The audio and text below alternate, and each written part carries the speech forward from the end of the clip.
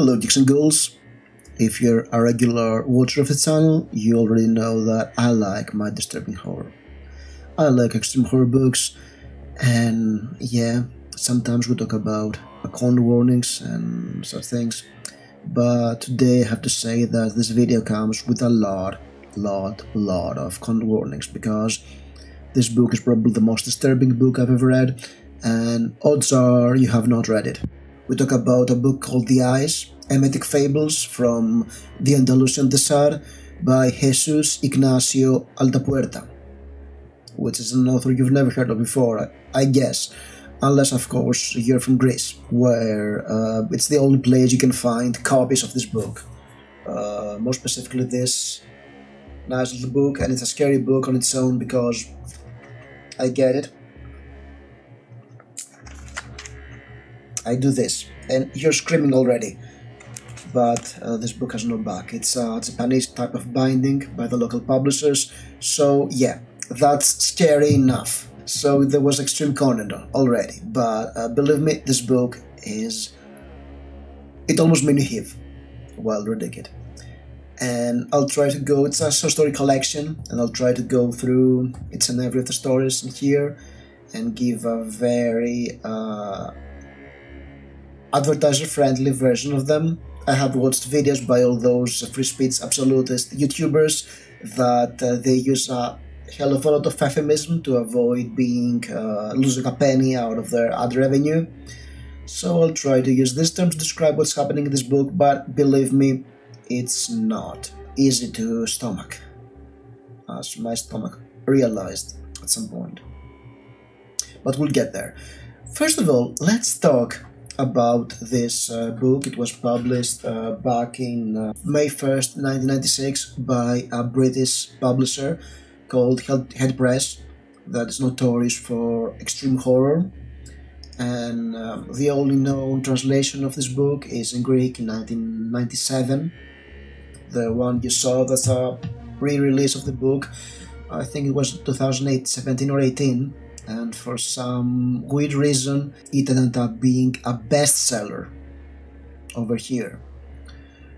Which, you know, like, it's a disturbing book. How come people bought this in droves? We'll get there.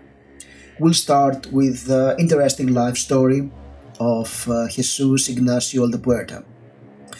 According to the bio of the book, he was born in southern Spain, in the city of Seville, around 1950, and he Minecrafted himself in Madrid in 1987 due to fire. It was in a small room, and it's a mystery about the situation. Yes, I'm smiling already, so you know there is a lot more to him, but we'll get there towards the end of the video. It's an interesting literary riddle, the lives and times of Jesus Ignatio Aldapuerta. He spent a lot of his life outside of Spain, in Central and South America, and the Philippines, and rumors have it that he was a mercenary there, or other unsavory rumors, I guess. He left behind some coded diaries and people trying to decipher them to find out what really happened in his life. However, what we know about him: when he was in Spain, he was a petty criminal. He went to prison several times, so an interesting life, theft and substances, and the money he gained from that he spent on books, and not the kind of books you get to church or to your mother. He was a great fan of De Sade. Actually, rumor has it that when he was a teenager, he visited a bookstore, and the shop owner provided him with books like that in exchange for not money. And the author was like, yeah, whatever, it's a bonus, they get the book. Later on, he went to medical school, he learned a lot about anatomy, and he was very happy for that, especially when taking care of invalid people. Way too happy. So yeah, that's a very special specimen of the human species. And there's a lot more details about his action, but I'm not telling the stuff, alright? I'm not talking about this, what he did. You can Google and see what you get. It's not savory details. So he was writing as a hobby. He left a lot of stories. Aldapuerta tried to publish some of his less extreme stories, but he met little success, and only after his death, when some documents, some manuscripts were retrieved from his burned apartment, along with a boat that was hard to recognize, people found out that he was writing extreme works of fiction, and his work was never there was never much traction for him in Spain. He tried to translate his works into French, but he didn't make it, and they ended up in England, where they were translated into English, and this is the book that we're about to talk today, and then it was translated to Greek. And there are rumors that he was not the one in the apartment, that there was somebody else, and he did this so he can escape, and he's still alive. What can I say? This guy is definitely not a nice guy, and he could have done anything, I guess. So, Aldapuerta may be out there. Or maybe not. We'll get there. Let's get to the book now. The very first story, I'm not sure about the titles, to be honest, so I'll try to translate them from Greek to English. The first one is called Indochina. Alright, how the hell am I going to describe the story? So, our protagonist is a lieutenant. He is stationed in Vietnam, and every Tuesday afternoon he has a local girl come to his quarters. This is a teenager, and his accomplice is sneaking her into the camp through a tanker with gasoline. He has to hide her, but this procedure takes some time more than what is advisable. So it's not working out the way she was expecting. When she comes out, let's say she cannot say no. But that's not the problem for a lieutenant. He has a map with bombing sites. His trousers are shaped like a B-52 around. It's like it's like a B-52 bomber, like the trapdoor for the bombs of a B-52 bomber. So he just opens his trapdoor and performs his deed, and then after that he just uses the map to kill himself. It's a very short story. It's a very sick story. As you can understand, you hit a lot of the taboo subjects here. This is clearly a very extreme story, and that's barely the beginning of the book. That's not the story that made me heave, so you realize it gets worse after you get some. And you know what? While you're reading this, you're like, alright, is this guy a maniac? Or is this a very extreme satire about war by a extreme but very rational author? It's something to have in the back of your mind, it's like, that doesn't sound like a raving or maniac. I mean, they could be, but that's mostly satire in the subtext. What's going on here? Is this a troll book? Did somebody else write it as a joke? Or, used a pen name of some Spanish guy because the book was too extreme? Who knows? Let's get to the next story. The second story, Icarus, takes us to World War II. Our nameless protagonist steals a car from the Germans, and he goes towards an airport base where the personnel has inhaled something, and the personnel is MIA, I guess. KIA, probably KIA. So he steals an airplane, and he plans to fly away, I guess. I'm not quite sure because this story is very surreal. However, his plane ends up hitting a bomber, and it pushes itself there, so our protagonist gets out and he is into the bomber that is hovering over a dark sea, I guess. There's a moon and the sea and the airplane, and something is off with the airplane because there is a woman on a device there. That device has springs, sprockets, blades, all this kind of stuff that are not quite nice. And he sets the device on operation, and we get, well, you know what kind of book it is, alright? So we get some, let's say, d'honneur out of it. And our protagonist is left hovering over a dark sea, and he's contemplating jumping off the plane. And this story is really one of the stories in the book that stuck with me. Not just because of its extremity, because yes, there is extremity here, but because there is a poetic sensibility to it. There is this surreal sense of coldness, loneliness, darkness. It sort of feels like those second wave black metal songs, like, you know, Mayhem or you know, the other guy, the guy who's not been named. There's this sense of desolation, that, and this extremity as well, this very disturbed fever dream. And yeah, there is something here. I mean, I don't know if this Aldapuerta is a maniac or not, but he clearly had writing talent. At this point, yes, story 1 might have been a troll. This one is straight out of a sick mind. Because even if somebody tried to write a disturbing story, it would not be it. It's real spooky stuff. Real disturbing stuff, and one of the highlights of the book for me.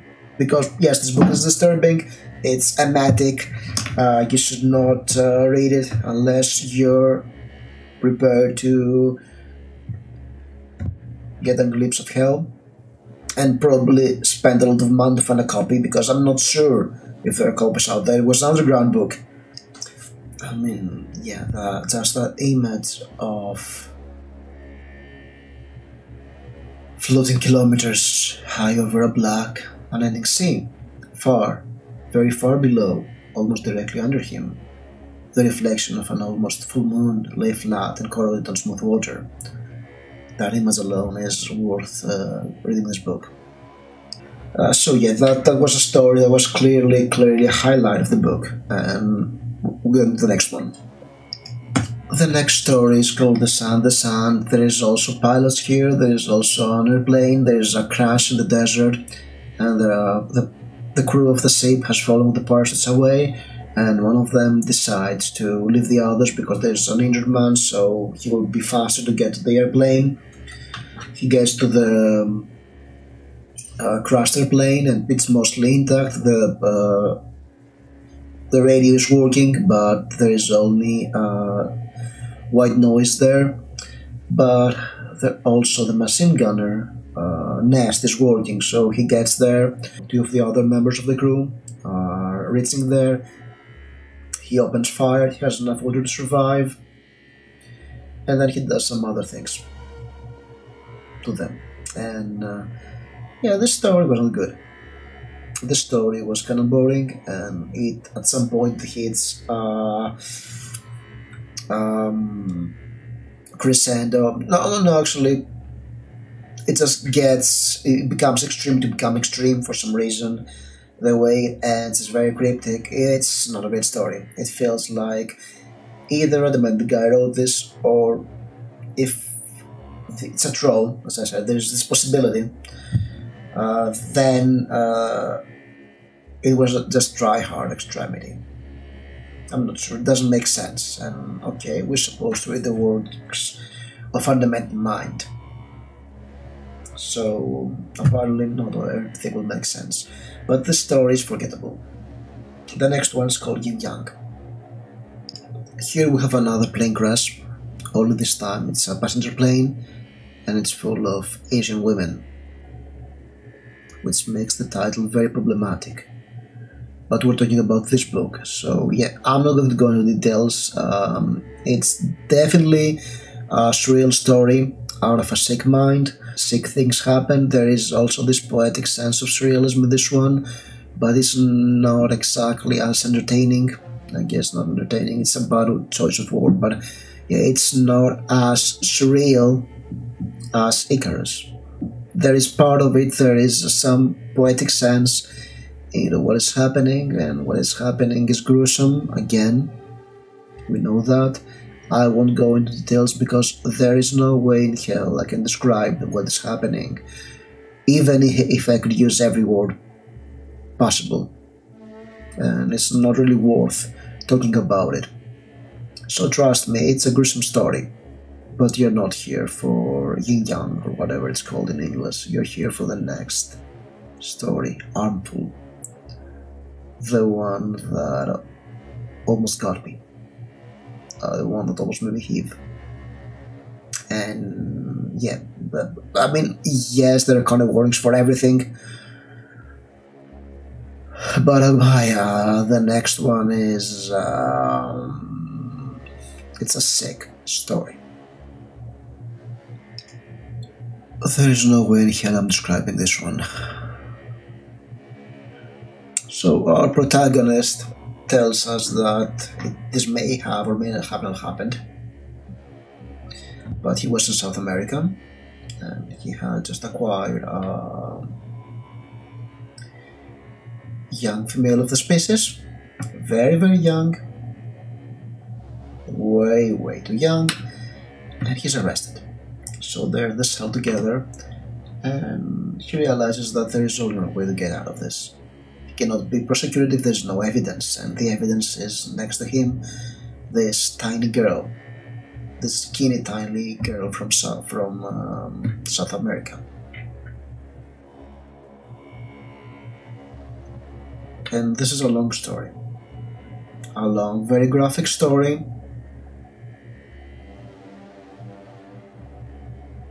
where he realizes that the best way is to eat evidence. And this is present in full detail, in full perversity, and really that's the most extreme thing ever in my life. That's the most disturbing thing ever in my life.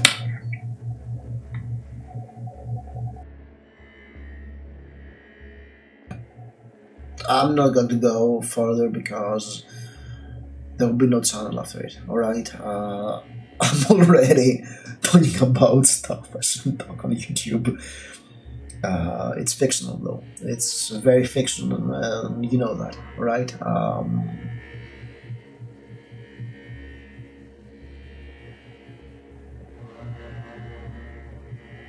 Yeah, that story was... I've read some shit, and this was way beyond what I could do. Way more than good stomach. The very first time I read it, I almost skipped. The second time, I went and prepared. I'm reading the stories for this review again and talking about them. And this time around, I was just skipping words so I won't feel nauseous again. It's that bad. But at the same time, the concept alone is audacious. It's one of those ideas that you cannot believe somebody wrote. No sane person would write this story, I guess. So not a draw? We'll see. The next story, Hail Maria, Full of Grace, I guess that's the title. We'll have an interrogator somewhere, and a captain. And the captain asks the interrogator, which his interrogation techniques are not approved by the UN, I guess. Is asked, why are you doing this? And he has a monologue about why. Yeah, that's the whole story, and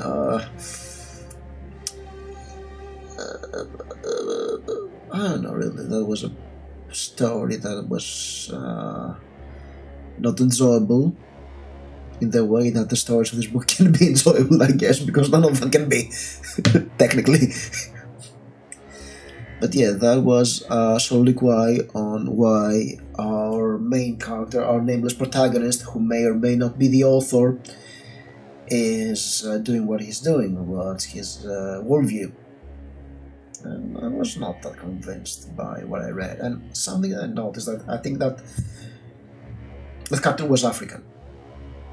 Doesn't know the name. And some of the other people in this book, some of the other soldiers, they are, I guess, from the US, especially the Dune stories. So, yeah, that makes little sense. I mean, Spain or Chile, that's great countries to talk about actions like that, because Spain, after World War II and before World War II, it wasn't a nice place to be because of Franco and the dictatorship there. Spain was never officially in World War II because there was civil war there. They were allied to the Germans, and the Germans did help in that war against the other side, against communists and Democrats and anarchists and whatever. And yeah, that Spain has a bloody history, I guess. So that's a bit of a missed opportunity to talk about his own country from the author, and I don't see why, but whatever. The next story is called A la Japonaise, and it's a story about a group of libertines that visits Hiroshima to have fun. And they have fun, and that's disturbing. Again, I mean, as you have guessed, at this point, the N-word, and not the racist N-word, right? The taboo N-word is almost in every story. So you start to get what levels of extremity we're talking about here. So there's some very graphic, grotesque scenes involving N. And they accomplish that by being disguised as doctors in an ambulance. And our narrator is relaying these memories of how this happened while he is having terminal cancer. But I don't think that's some sort of a judgment. It's more like worth it, and that is pretty sick. That's a disgusting story too. Yeah, that's another extreme story that's balls out crazy. And yeah, I mean, it was vastly improved from the previous one. All right, let's leave it at that. The next story, it's something like Orpheus or something. I'm not sure how it's translated. It's a long, plodding, boring story that ends up in some extreme stuff that feels like it was just put there to fit in the book. It was a bore. Not worth it. And I think that the more gory extremity ends here because the next stories are more subdued, I guess. The next one is about a teacher of religion in a boys' school that has some very unteacherly thoughts about one of his students, that he's a prankster, or maybe not. It's not exactly explained, but what happens compared to the rest of this book, I guess, is not as extreme. Still, it's not PG or whatever. So yeah, we have the religion teacher who has interest for one of his students. There may be a prank. It's not clear if it's a prank or if it's in his mind, and so he punishes the prankster and enjoys it. You know what? It's an extreme book. You get that? That's an extreme book. And the last one, actually, next to last one, I think it's a story called The Sieve or something. We are in a bureaucracy, and somebody is filling in a questionnaire, and the questionnaire is full of questions that are given to us a sort of a list with short reactions of the two in between. It's a very weird story. It's sort of Dadaist in a way, and of course the way the story ends, there's a twist at the end. It's ambiguous, I guess, but it's a strange twist. And you have to think, oh, what really happened? Was it like for this or for that, for both, or whatever? Icarus and this one are probably the most interesting stories in the book. There's a lot of dead weight here. There's a lot of try-hard extremity, I guess. And yes, of course, there is a sort of glossary in the end with some made-up words about certain acts and situations that are not YouTube-friendly. So yeah, overall, this book is a weird, sick book.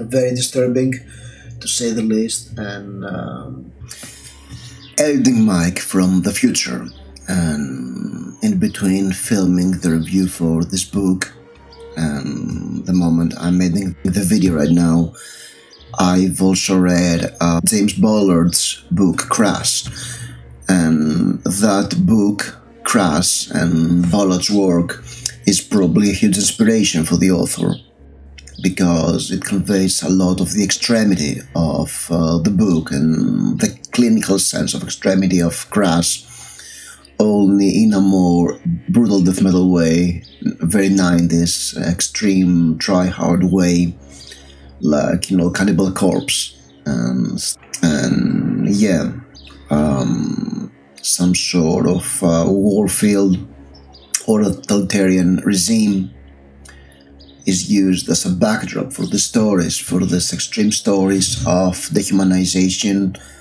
of civilization collapsing, of all humanity collapsing and resorting to extreme violence, the way that Ballard books usually are. So yeah, it's a bit mix of De Sade and James Ballard, if you want an idea. Now I have to talk about the author of the book, and that's an interesting one, so stay tuned. Now let's talk about how this book ended up being a bestseller in my home country, which makes no sense if you have endured all these mentions of unmentionable acts.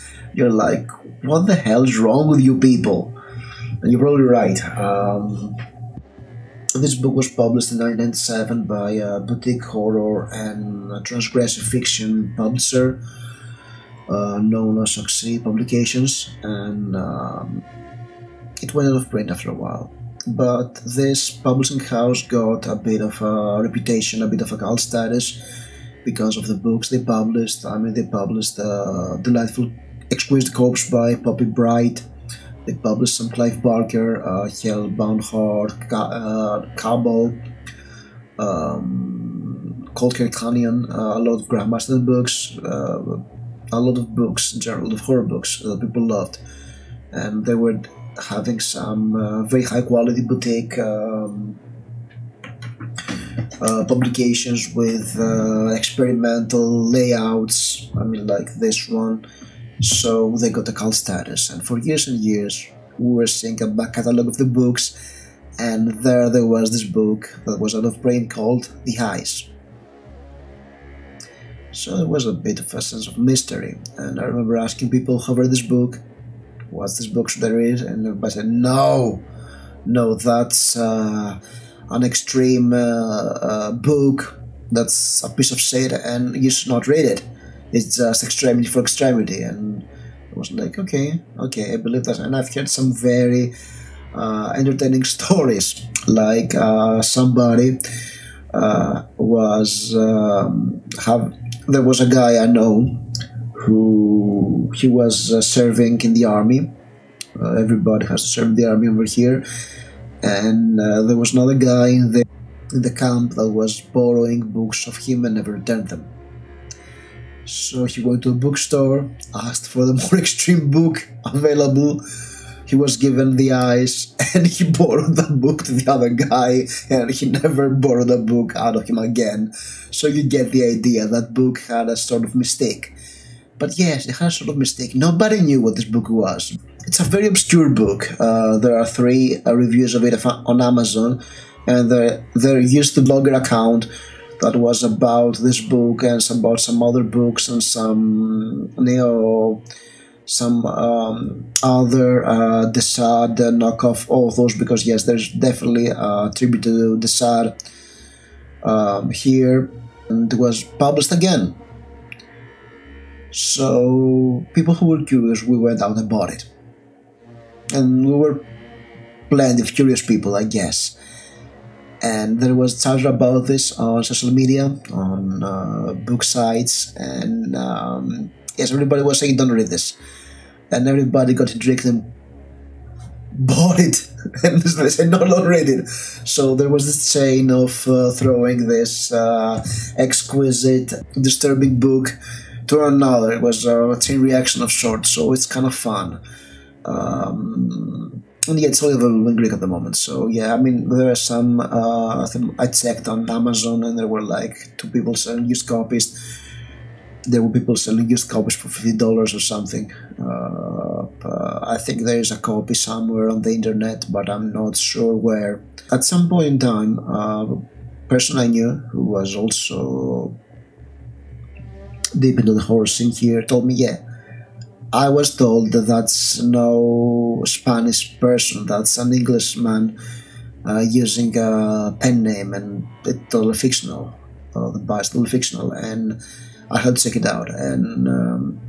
And I stumbled upon a blog spot by somebody who had a very fascinating take on the book. He republished reviews of it from Goodreads that were in Greek and English, and he was talking about this. He was talking about other De Sade type of authors, and also he was talking about a guy called Simon Whitechapel, who was writing some Clark Ashton Smith type stories on Lulu, and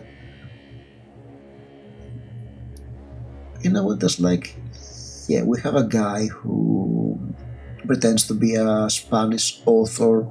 He's also pretending to be a blogger who is also writing about a specific author. So yes, I guess that's the same guy writing about himself in third person in this weird blog spot.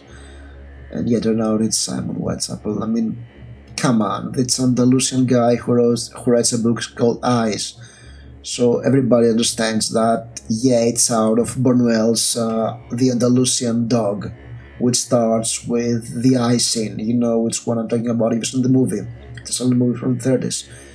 And awfully disturbing, come to think of it. It was very instrumental horror movies. So yeah, it's like, yeah, that's probably Simon Whitechapel. And actually looked at the credits, and there was no Spanish edition, which was the giveaway, of course. Further proof that this was not a real book, but an original, because yes, somebody who have published this book in Spanish, but no, there was only an English and a Greek edition, so that's very weird. Then I looked up at the credits. I believe the credited English translator of the book is also having no history, because I checked the name if they were the author. But no, that's Simon Whitechapel, because both the Greek publisher and Simon Whitechapel in his blog admitted to that. He's a guy who has done, he has written another novel that I actually wanted to buy after reading this, called The Slaughter King. I'm looking forward to read this one. I got it very cheap off Amazon, and I've heard that's equally disturbing as this one, but a novel. And yeah, the guy can write. And just the idea that this is not some maniac from Spain that is writing his disturbing fantasies, but somebody who is making up this persona and writing fucked up fantasies is interesting. He has done a lot of non-fiction work, also about Torquemada and the Spanish Inquisition and this kind of atrocities, and he has worked extensively with Headpress editions. So yeah, that's the weird story of the Eyes, the Emetic Fables of the Andalusian De Sade, or something to that point. And it's a book that I wouldn't suggest you read, but if you really want to get into some depraved extremity and disturbed content, look for this book. One story here hits some disturbing levels. It goes up to 11. A couple more stories are very interesting. Most of the book is that way, though. I mean, yeah, that's it's not like it's the pinnacle of fiction, but it's clearly there is a talented author here that wrote some fucked up shit. Really had me disturbed by it, which is not an easy feat. It's not a recommend, obviously, but if you listen to all this and you want to go through with this, and yeah, you know what? I've left a lot of details out of every story because I cannot mention some of the things done here. I mean, there's a lot of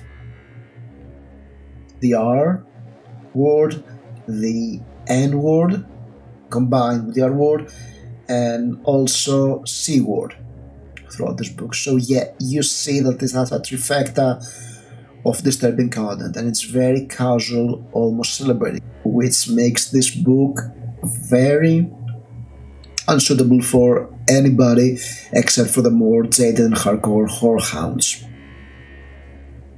So you were warned. That's definitely the most disturbing book I've ever read, and odds are you've never read it before because it's very obscure, but whatever. At some point I'll read The Slaughter King, and let's see if it makes me heave. Alright, stay spooky.